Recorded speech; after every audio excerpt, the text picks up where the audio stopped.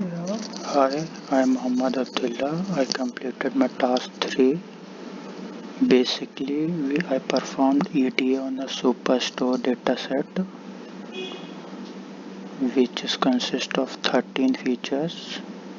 And exploring all the features, I found that with respect to sales and profit, when I plotted the graph of subcategories, I found that the copiers is generating the highest profit among all the others. So we should focus on this area to increase the sale of copiers as well as to increase or maximize the profit.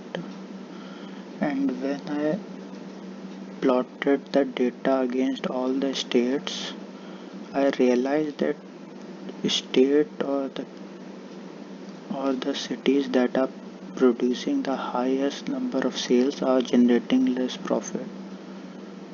There are, I hope, 25% of the states that are generating a less profit.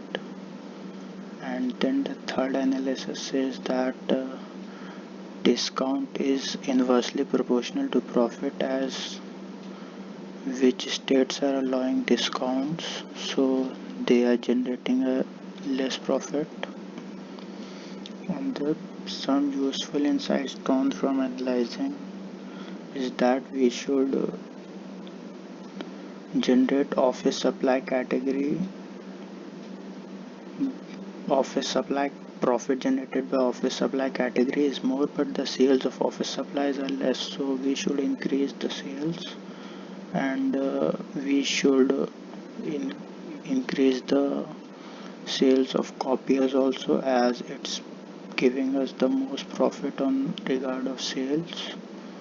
And we should avoid the discount givens because it abruptly decrease the profit.